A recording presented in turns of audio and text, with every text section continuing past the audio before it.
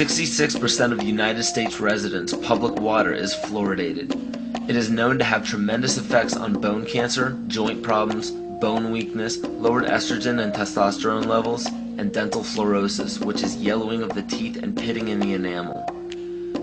Wouldn't it make more sense to enhance public water with vitamins which are meant to be ingested to promote overall health, rather than putting such a toxic chemical in our water with a bogus explanation that it will improve our dental health?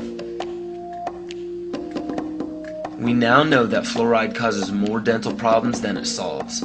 Something doesn't seem right about this. Do you honestly believe that these companies care deeply enough for the people to spend large amounts of their own money to fluoridate public water when the people already purchase their own toothpaste? But there's a difference between toothpaste and drinking water. We don't ingest toothpaste. If you go to any hardware store and look at any rat poison product, you will only find one ingredient: sodium fluoride. It is the most toxic ionic molecule outside of potassium dichromate. Now Dannon, along with other companies, have begun fluoridating bottled water. It is becoming increasingly difficult to get away from. And the fact that fluoride is also used in many prescription antidepressants shows that it eliminates aggression and motivation in people. Fluoride, to my knowledge as a physician, has absolutely no biological benefit whatsoever.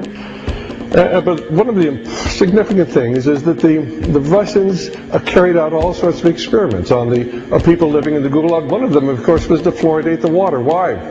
You fluoridate the water, why people are not as aggressive as they ordinarily would be. In fact, what is the active ingredient in Prozac that is so widely distributed in America today? Why, it's a fluoride compound. And now, we are finding that public water nationwide is showing up with arsenic, lead, cadmium, and thermonium, which is a radioactive form of lead. Cancer, lowered sex drive, birth defects, sedation, and brain defects. Does this not sound like a wonder drug for anyone aiming to control a population? It's quite astonishing, Paul, the degree to which environmentalists have not been educated about fluoride.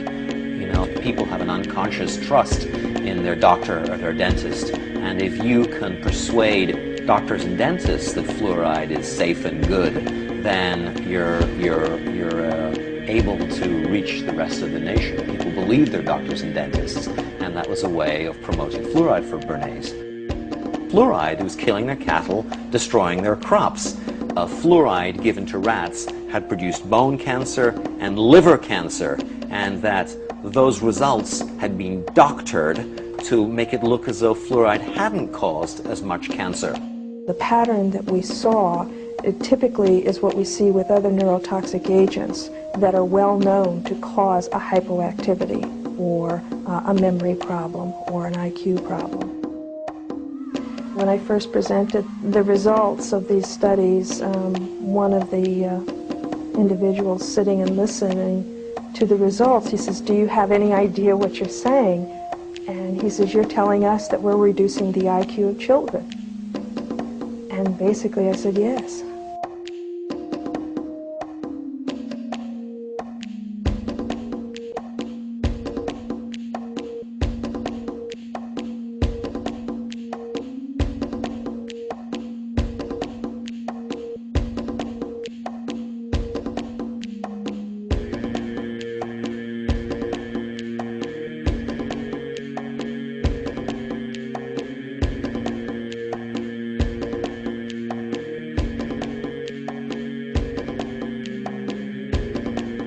Aspartame, the artificial sweetener found in almost every low-sugar or sugar-free product on the market.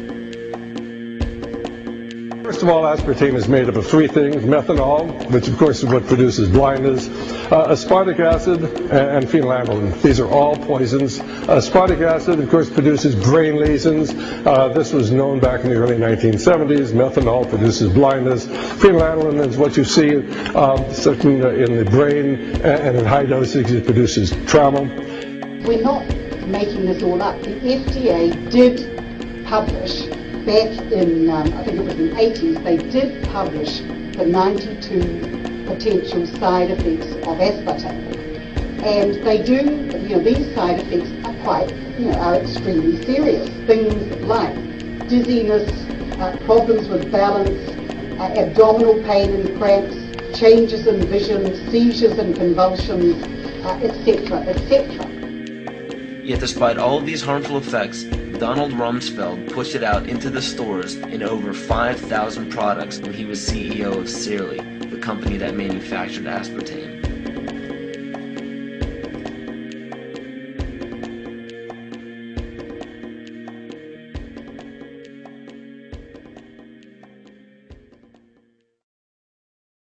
The sustainable goal is the elimination of the middle class. The world cannot support 6 billion people. But you see, the plan behind sustainable development includes population control. It's a program for land use control, education control, and population control. The leaders of the sustainable movement say that the world's human population should not exceed 500 million people. That's a 93% reduction of today's population levels. In 1992, while the Rio conference was going on, George Bush, then president, was there. He was just offshore in Prince Charles's yacht, where he executed the Agenda 21 protocols on behalf of the United States and brought it back to Washington, D.C. Within a year, Bill Clinton, by executive order, established the President's Council for Sustainable Development. In 1996, Bill Clinton set up the President's Council on Sustainable Development. One of the dictates of Agenda 21 is that every country in the world is to set up a national council to oversee the implementation of Agenda 21. I've listened to Gorbachev explain, we are writing a new set of 10 or 15 commandments to replace the original 10.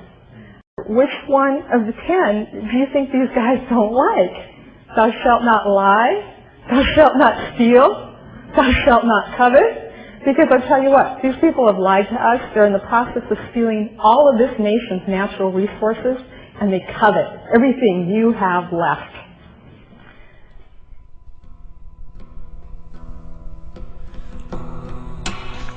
To explain the map, the red are areas that are to be off limits to human beings. If you live there, you won't. The yellow areas are the areas for major control of all human activity. If you live there, you won't. The black dots are the smart growth zones. That's where human beings are to be stacked and packed in small living units along rail tracks. The Smart Growth Program ultimately has jobs assigned and children cared for by the state.